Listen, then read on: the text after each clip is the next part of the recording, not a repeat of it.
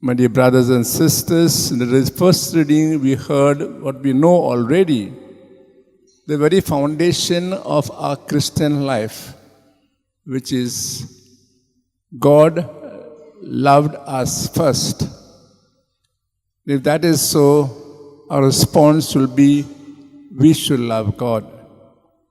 And this is seen by loving our neighbor. St. John tells us quite strongly, he calls us liars if we don't respond to God's love, if we don't love our neighbor. I'm sure it's very difficult for us to put into practice love our neighbor, whoever he or she is, because we always have so-called our differences.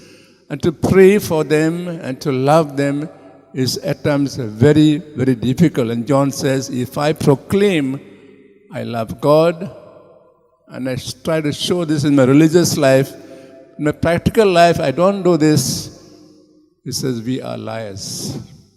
Strong, strong statement. Because the passage today, we see Jesus in, so to say, in action in Nazareth, the place where he brought up. At that time, Nazareth was a small place. Everybody knew each other. It's like a small parish where the parish priest knows everybody. The father's name, the mother's name, and everybody. So the thing was that at that time.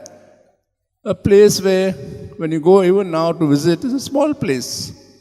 We have developed now, but small place then, where all of them knew each other. And as a custom was of Jesus, on a Sabbath day, like we go on Sunday to the church, they went on Sabbath to the synagogue to hear the word of God and to be explain the word of God. And today Jesus tells us the purpose of his coming on earth and who he is. The purpose is to make human beings whole. All those who are afflicted, they become diseases, with the lame and deaf and dumb, says, I have come to make you whole, that when you were created by God, you were created in his own image and likeness. I've come to restore that likeness in you. And what are people's reactions? Twofold. One we heard in today's reading, one is given, not read today. People admired him. Well, where did this get wisdom? The other reaction, we know him very well. We know his parents.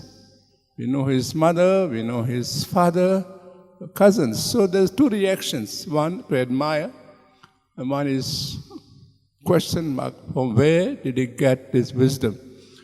What is the mission today? The same mission, to help others to become whole. And how can we do that? We're not called to be physicians and to be so-called, all of us called to be spiritual scholars or spiritual fathers. We are called to live a simple, normal Christian life, to smile at people, to help them, to encourage them, to console them, to empathize with them. This is how we help others to become whole. We ask God to give us His grace, that we help everyone to become whole by a normal way of life, by encouraging, by cheering up, by empathizing with them.